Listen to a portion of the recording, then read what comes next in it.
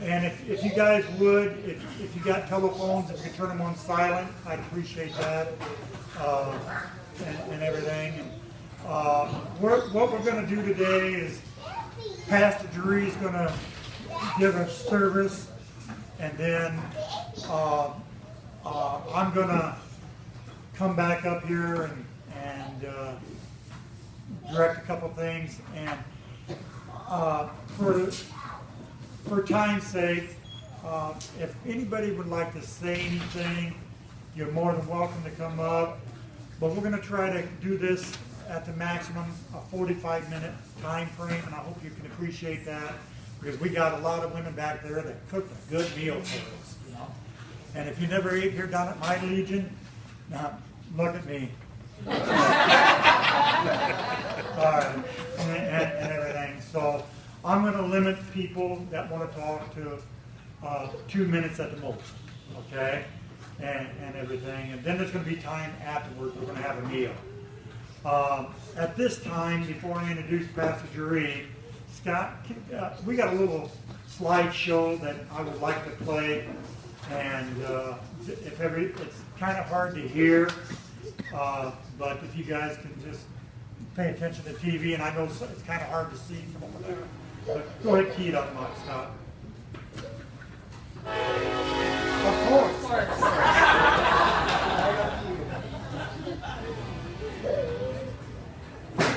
We'll get it here in a second.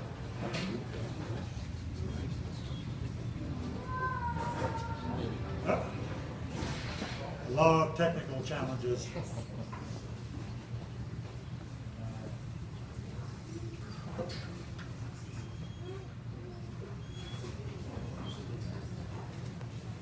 Well, maybe we won't. Anyways, I'll do a little soft shoe up here. Just wait for a train to go by. There we go, there we go. You got it. Okay.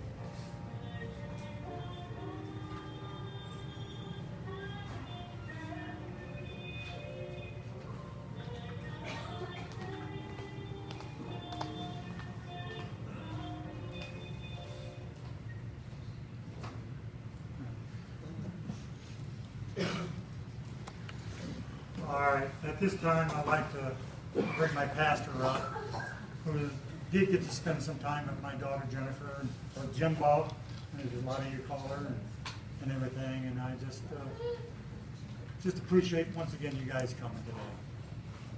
Pastor Reed.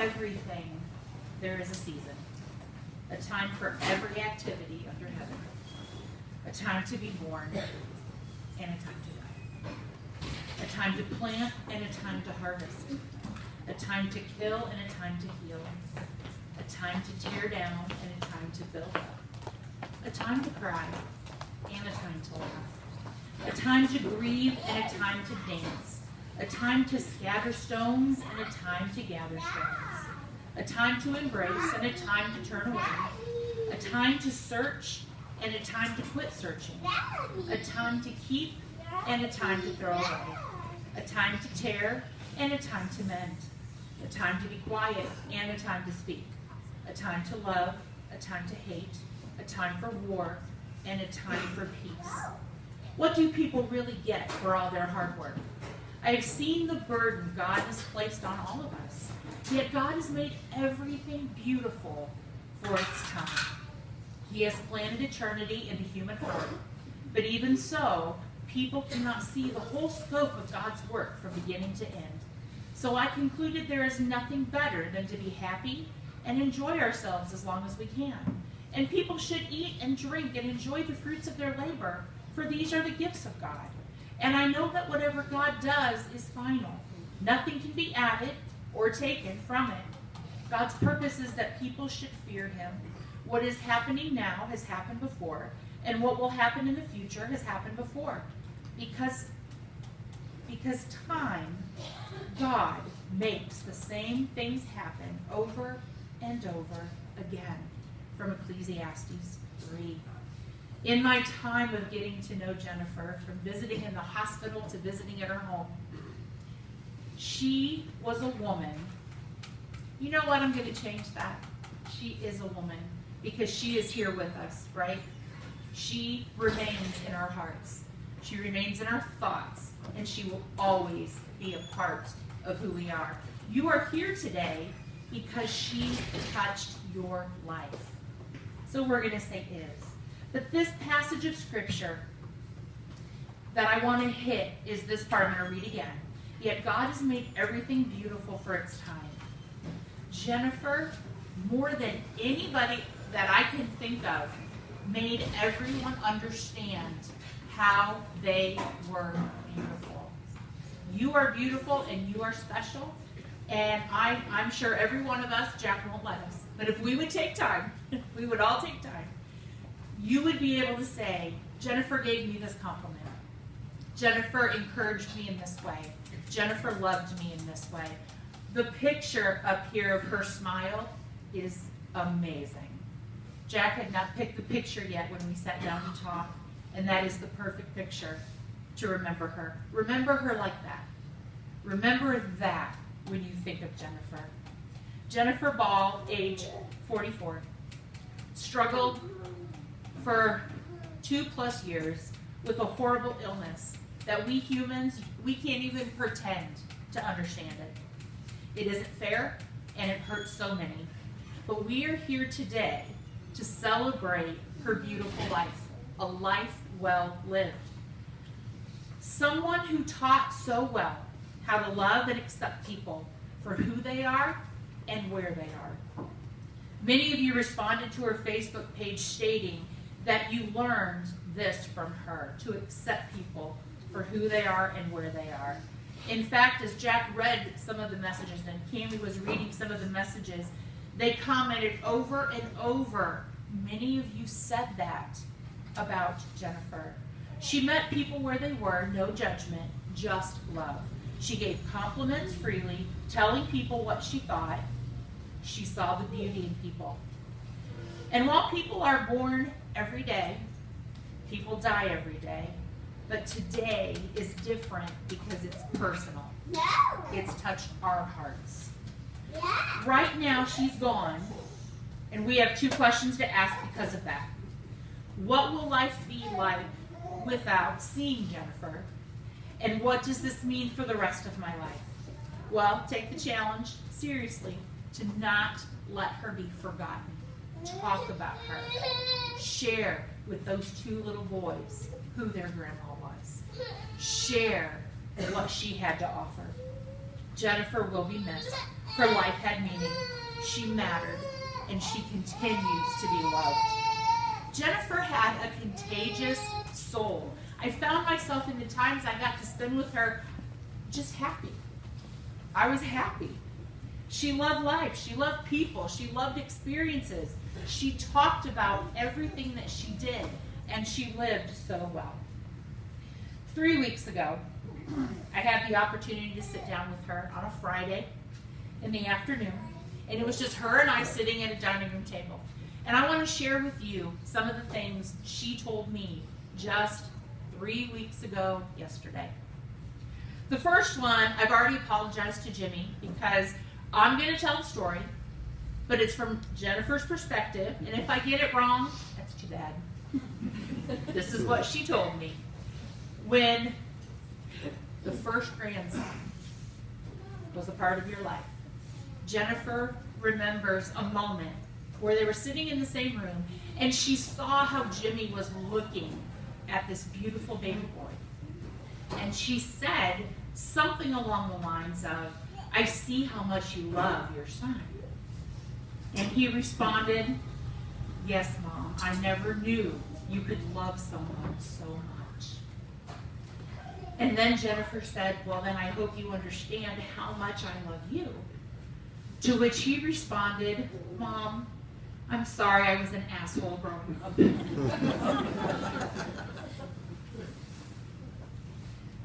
She shared with me how much she loved being a grandma. Those grandbabies, as she referred to them, were the loves of her life. Her nickname, now you're going to have to help me with this, because I didn't know this nickname, Jenba, is that how we say it? Or Jemba Boomba. That one too? We got both, so those are pretty good. She also told me how special it was that her sister Katie would take her lunches while she was at work, when Jennifer was in the hospital, and come and spend the time with her, and how precious that time was to her, that Katie would take her break and give it to her. It meant a lot.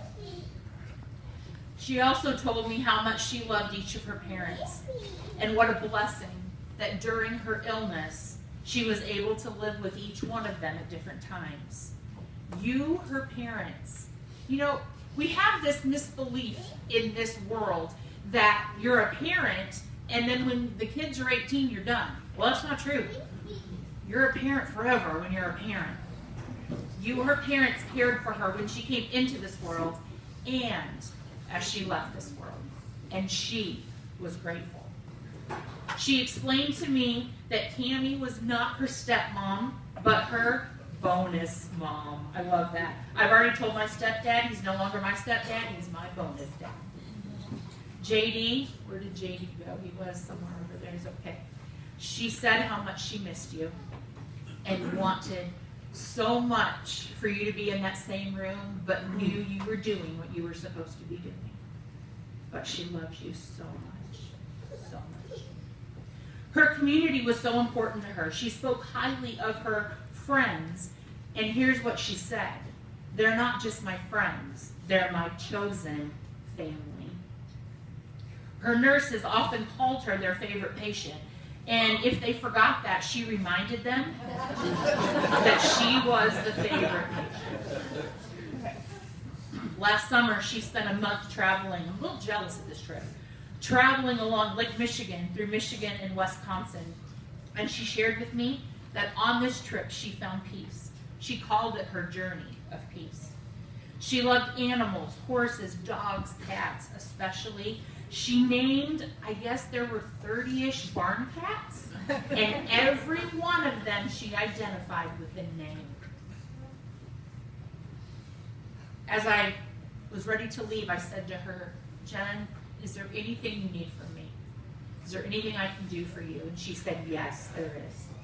She said, when I'm gone, take care of my family. And I said, I will do that for you. So, I don't know all of you, and I don't know all of the family well, but let me put this offer out there. Whatever you need, I want to make that real. So if you need something I can give, ask. But those of you in this room, it means take care of each other. Laugh together. Cry together. It's okay. This and other memories are what keeps her alive in our hearts. Share them. Laugh. Because that is grieving well, and it's healing to do this. People come into our lives by no choice of our own. In fact, we have come completely dependent on, when we enter this life, we are completely dependent on our parents. Any one of you, as a day 1-year-old baby, take off on your own? No, we're completely dependent on our parents. We can do nothing for ourselves in the beginning apart from making our needs known. As we grow, we learn independence. We still experience dependence within that independence, but we need people for our education, protection, medical care, legal advice, on and on. This basic need is in every one of us. We need family, we need friends, we need intimacy. And so many of you are a part of that for Jennifer. Some figures in our life become valuable, while others distant as we walk on the journey. David in the Bible tells us from Psalm 23, this passage is so often misunderstood because we think it's written for people as they are in a dying process, when actually if you study what we believe the truth of this passage to be, is that it was David's way of saying, this is how I grieve life's difficulties, the loss of our loved ones, different things. And it says this, the Lord is my shepherd, I shall not want. He makes me to lie down in green pastures. He leads me beside still waters. He restores my soul. He leads me to paths of righteousness for his name's sake. Yea, though I walk through the valley of the shadow of death, I will fear no evil. For you are with me. Your rod and your staff, they comfort me. You prepare a table before me in the presence of my enemies. You anoint my head with oil. My cup runs over. Surely goodness and mercy follows me all the days of my life, and I will dwell in the house of the Lord forever. Today we are here to celebrate Jennifer, her family, and her friends on that last day. I sat down and I said, Jennifer, are you ready for the next part of what's coming? I didn't want to put negative words out there. I didn't want to harm her in any way. And she said very clearly, I am ready to die. And I said, okay, is there anything that I can help you with? And she said, no, I have made peace with my Maker. Her exact words, I have made peace with my Maker. It leads me to believe that the attitude of David writing this psalm is what Jennifer went through. She went through the grief of this life, knowing that something else was coming, and she prepared herself for that. This Psalm of David is meant for those in times of crisis. It is known as a psalm of confidence because it reminds us that someone greater than ourselves both exists and cares for us, allowing us to be okay with dependence. Our Maker both provides for us and protects us. Listen to these words. I thought of you today with love. Today. But that is nothing new, because I thought about you yesterday and the days before that. I think of you in silence. I often speak your name. All I have are memories in your picture frame. Your memory is my keepsake, and with that, I will never part. God has you in his keeping, but I will keep you in my heart. Please do that.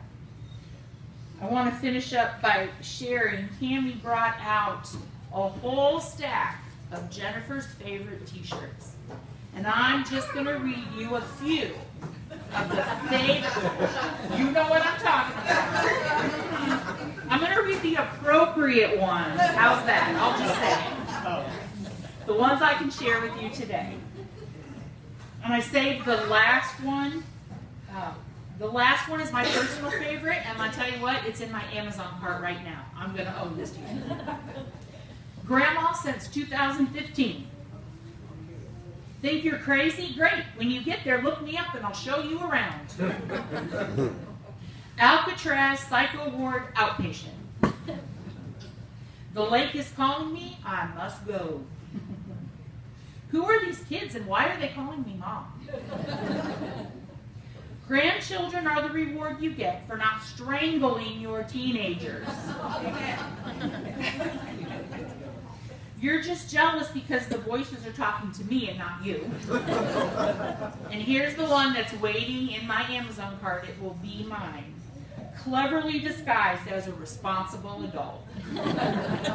That's good. We will never forget. We will never forget. We will always remember. Make this the theme of whatever forever has for you. Jennifer would want that. Jennifer wanted me to make sure that her family was taken care of. So I want to close with that as your challenge. Take care of her family. And remember how we defined family a little bit ago? Yeah, there's blood family. We're counting them too. But she defined family as her friends, her chosen family. Take care of each other. And if you need someone, reach out so that people know. Because that's what Jennifer would want. She would want us to be okay because she's okay. Heavenly Father, thank you for this time we've had so far to look at some great memories and picture, to share some memories, and we're going to continue on sharing some more memories. But Lord, I just ask that you would help us to take this challenge very serious, that we would care for each other, love each other, and be there for each other. Help us to laugh together and to cry together, and to love this life well lived.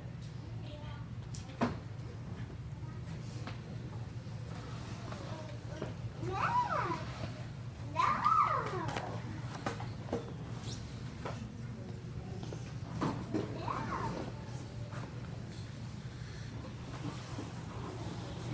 That was awesome.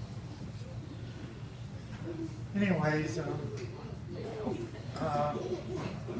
if anybody would like to say anything, don't feel that you got to, but if you really want something that you'd like to express, I'd love to have you come up here and just take a couple minutes and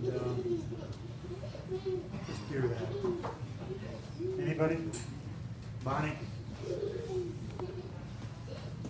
Bonnie and Cindy and I don't know all the names, but Kristen. Kristen. This is Jennifer's sister-in-laws, and they've been with her a long, long time. And I can't tell you how much I love these guys. I love their daughter.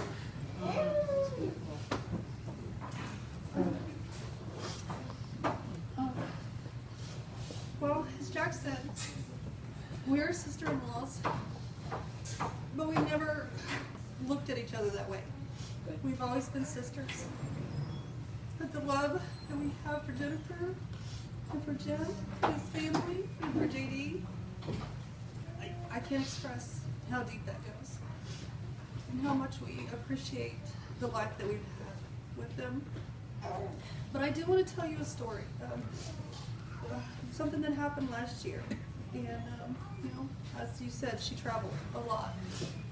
Well, last May, our youngest sister, Kristen, was graduating from boot camp in Jackson, South Carolina, right?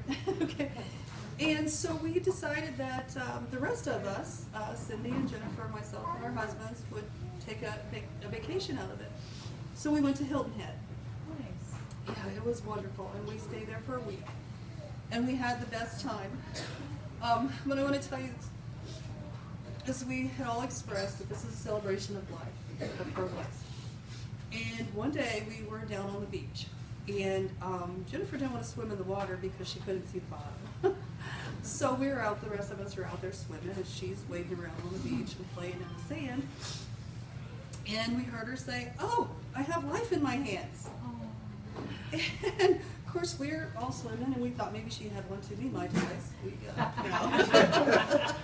So we come back up, and she's at the edge of the water, and she just keeps scooping up and rinsing off. And so we go over, and we said, "What's going on?" And she said, "Look, I have life in my hands." So she would scoop up the sand, and all of a sudden, you would see little holes develop and little bubbles come up from that.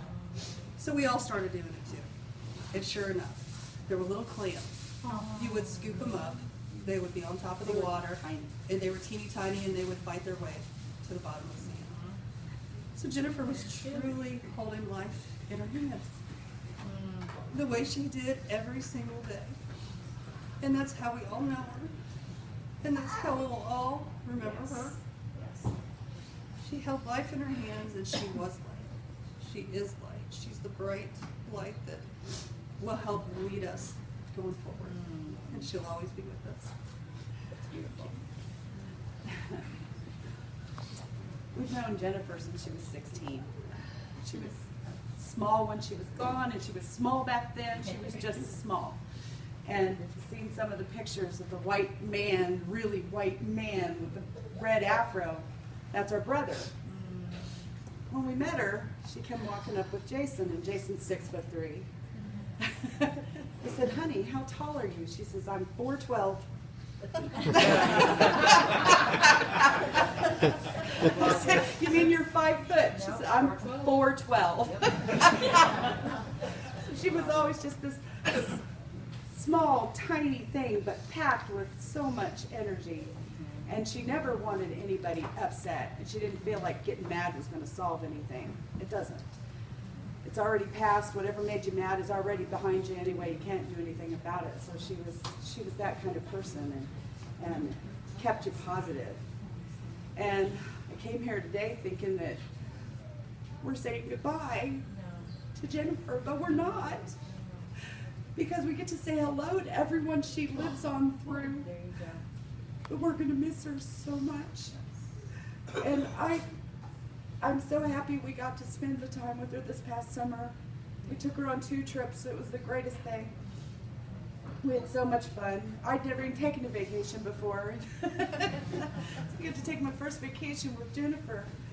And Bonnie's talking about her out there on the beach. Well, what had sent her out to the beach in the first place instead of the water is we were in the water, her and I. She couldn't see her feet. We're this deep. She couldn't see her feet. And She was getting freaked out. I can't see my feet. I can't see my feet. Therefore, a 6-foot shark must be coming up. She started screaming. I'm holding her hand. She started screaming. She's jumping out of the water. She's starting to run. And I said, what's wrong? She was, something touched me. And at the same time, I stepped on it too. We're both running out of the water. But she didn't come back in the water much after that. But we stayed in the water for what, 3 hours? We did. She stayed on the beach and made the most beautiful heart in the sand I've ever seen. Yeah, she made hearts. And she even said, you guys go, you have fun, I'm doing great. And she stayed down on the beach after we went back. So she was self-sufficient. She was so self-sufficient. She could do anything she wanted alone. She liked to share it, but she could do it all alone. And sharing is what we need to do now. We need to share everything we know and all our love. We can. If you guys need anything, you know how to get a hold of me. I'm not that far away. Only an hour, 2 hours from me. I asked her advice once for how she took her pictures, not how taking her pictures. We all know she could take gorgeous pictures, but she also was very photogenic. And I asked how she did that, and she said, look at the camera, but don't look at the camera. See somebody you love and think of them. So every time you look at her pictures, she's loving you.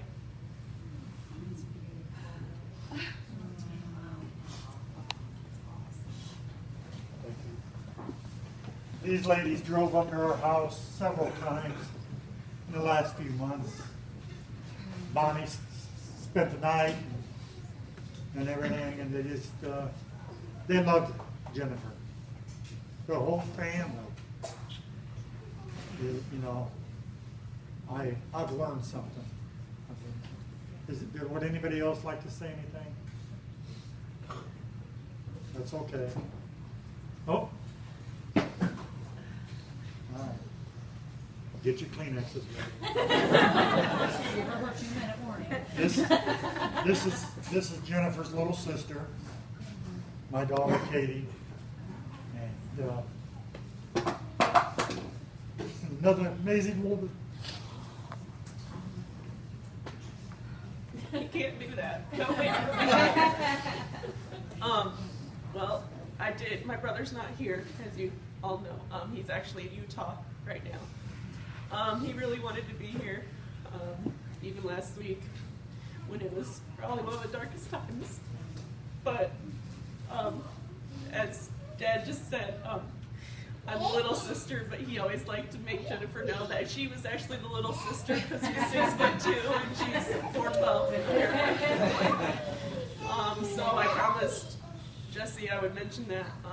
Also, for that video, they had me singing what I sang at church on Sunday in the background, and Jennifer always reposted any video of me singing, and she never, I always see the negative things about it, but she never, ever would say anything negative about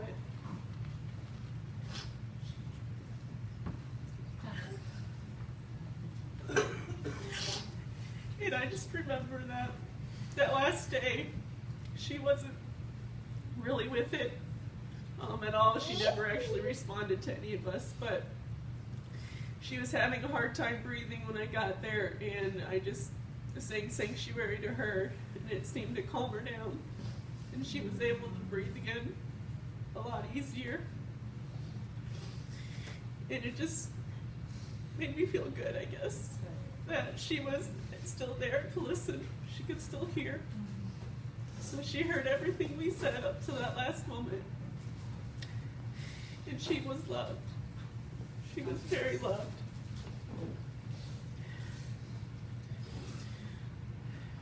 And I was thinking about singing that, but I don't think I can get it out right now. So, solo time later, I don't know. But thank you guys for being here. It really means a lot to all of us. And I'm sorry for making you all cry, but I love Jennifer. She wasn't always there for most of my life, but definitely holidays. And I got to know her definitely on those lunches that Jeree mentioned. every time she was in the hospital, I would go down and see her, and sometimes there wasn't a lot of words because I was shoving my face for my 30 minutes, and she was drugged up, good drugs, you know. So we just talk, and I would just make sure that her nurses were taking care of her, and then I would go back up, and I guess I didn't realize how much she treasured those moments, but I know I did. Thank you.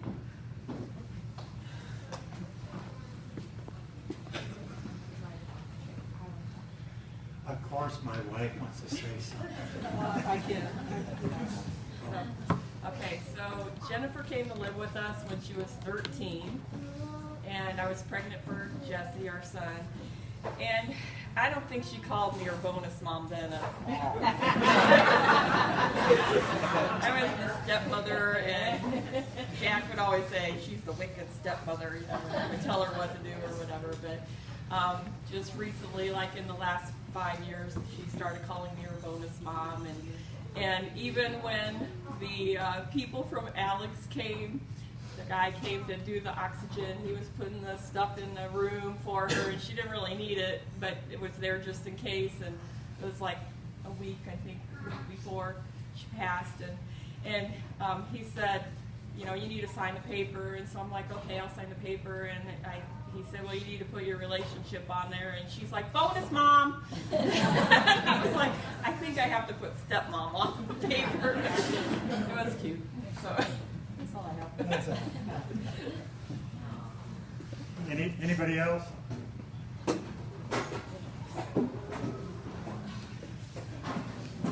Here's one of my first girlfriends. Miss Yeah, Laura. we've known each other since like 5th grade. I didn't know Jennifer well, but I knew her through Jack and Cammy. Man, did she pack a lot into her 44 years. So the best thing we can do to remember her is to live like she did. Yes. And to pack a lot of friendship and fun and fellowship into our lifetime. And that's the best way to remember her. Thank you. Yes, very good.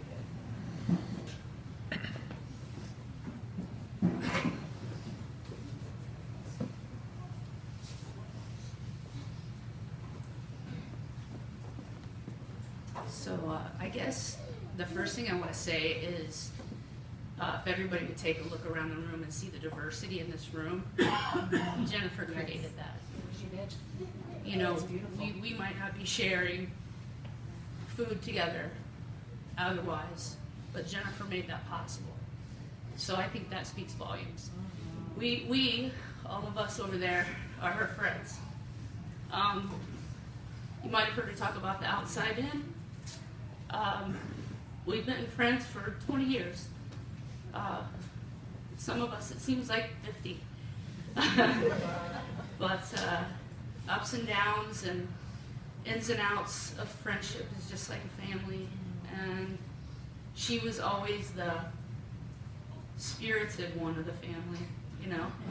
I don't think I ever seen her upset or mad. If she was, there was an explanation with it of why she wasn't mad, you know. So we're all here today for her. She touched a lot of lives. She spent a lot of time on the land. If anybody has heard you talk about the land, it was very, very important to her. Just a place of healing for all of us, and we miss it. We'll miss her. And when we go and do our things this August, she's going to be with us. So you got to give her to us for a week, okay? All right. Thank you.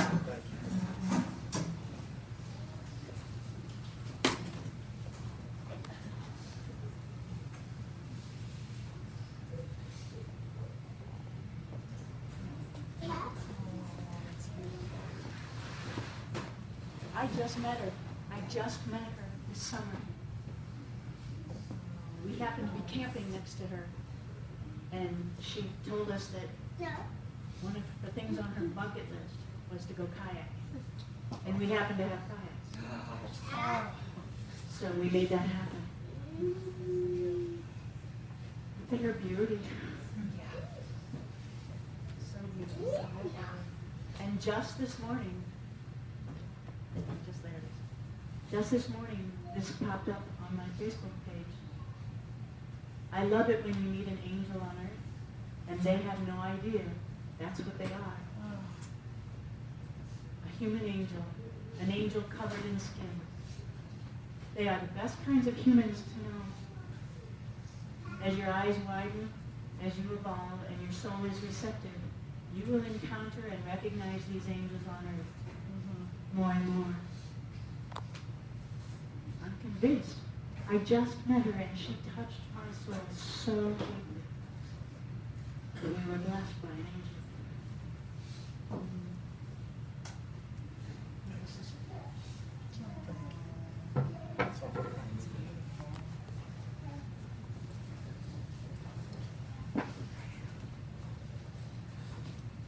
Well, if there's nobody else.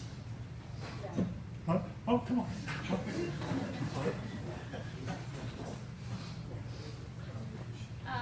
I am Jennifer's niece. She was married to my uncle.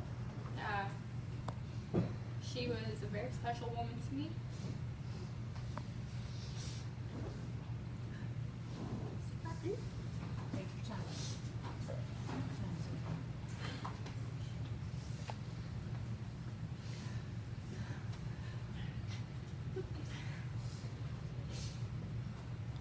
I saw her just a few weeks ago.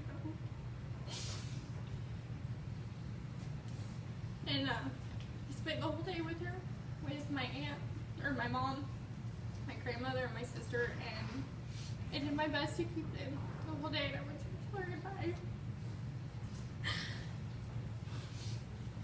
And I lost it, and she smacked me.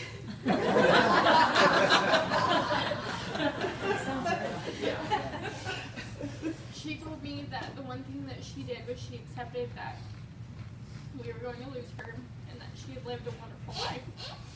And my favorite thing about her is that no matter where I was at in my life, she took the time to check in on me. And somehow she always knew when something was upset in my life, and she always just checked in on me to make sure I was okay. My favorite story about her is this past summer, my youngest daughter, her name is Jace Lauren. She's actually named after Jennifer's husband, Jason Laurel. And we decided to just go on a drive, and I went to the cemetery to just go spend some time on my uncle's grave. And my daughter sat down on his stone, and she looked down at it. And so I sent my aunt a picture, and I said, hey, I just want to let you know we went and saw Jason today. And she called me, and she cried, and she said thank you for still including him in my life, even though he's no longer here. And she wanted me to know that she couldn't wait for the day that she was able to be with him again, and how much she loved all of us, and wanted to thank us for us being in her life. And I know that she would be so mad right now if she saw me crying. But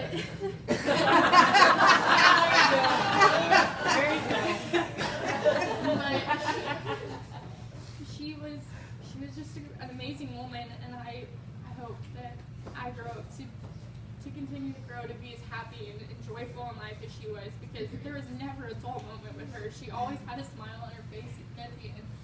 And the day that she smacked me when I told her goodbye, she scolded me like a child.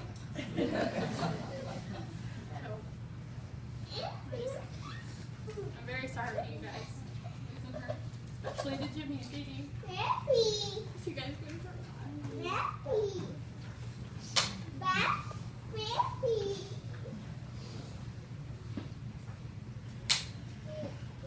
You know, back in 1975, the mother and I, Cindy, was just 20-year-old kids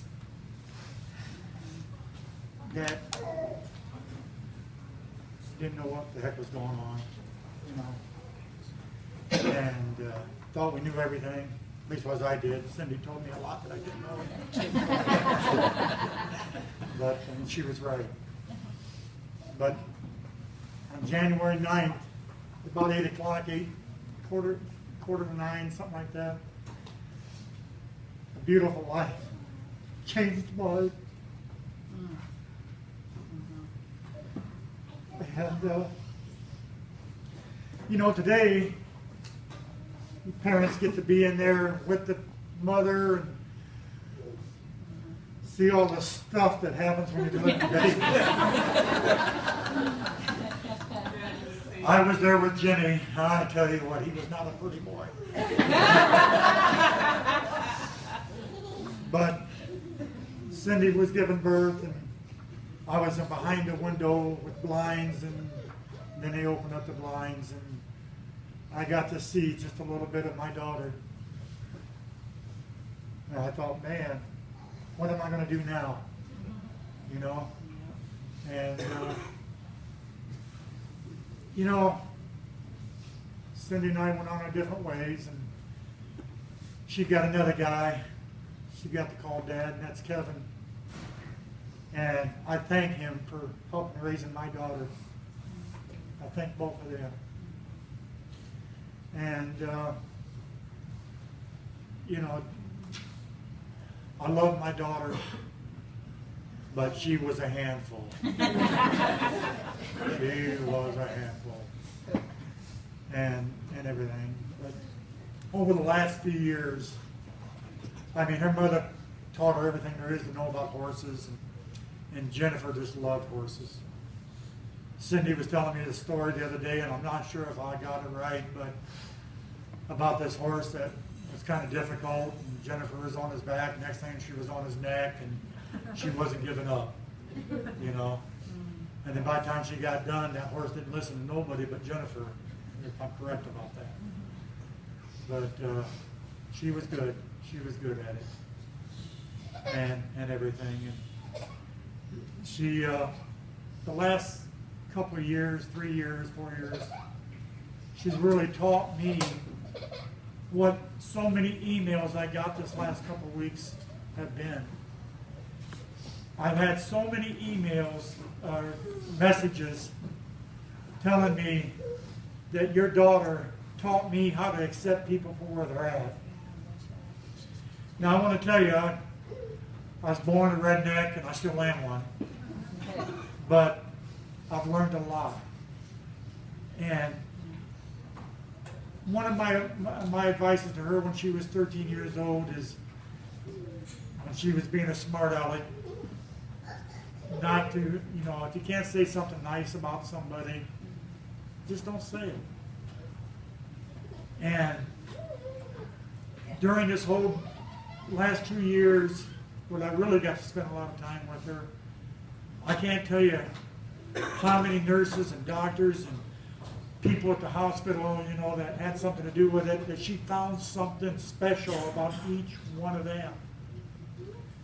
And then when I got all these messages telling me this, too, I thought she was real. More real than I am. And I just can't thank her enough for helping me grow up. This 64-year-old guy grow up just a little bit more. And when Pastor Jury said that she was at peace with it and what was about to happen, she was. Because she told me that several times. And I just, looking at this room, like the young lady just said, the diversity of the people here, I'm proud. I am really proud of my daughter and what she's done. So, with that being said, guys, there's a lot of good food back there. And once again, take a look at me. I want you guys to enjoy the meal. I want you guys to have a seat. You know, but we're going to start serving now. And if you would let my mother-in-law and Cammie, you get her meal, and let Pastor Brian and Jeree get their meal. And then everybody just kind of follow in line and get that and everything. And I want you just to enjoy the time with everybody here. And let Jennifer know that you're here by talking to everybody. I appreciate that. Okay. Pastor Drew, would you give a blessing over the meeting? Yes. Our great God, you have given us a beautiful day that is not over, but it has just begun. So help us to remember well and to live well and to love each other well. We thank you for this food, the hands that have prepared it. We thank you for your blessing. Cameron, can you help your mom get your mom?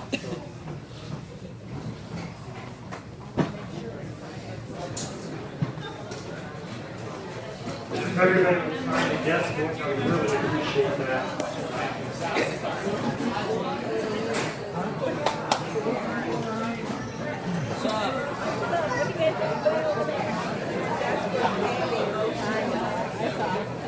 We didn't know where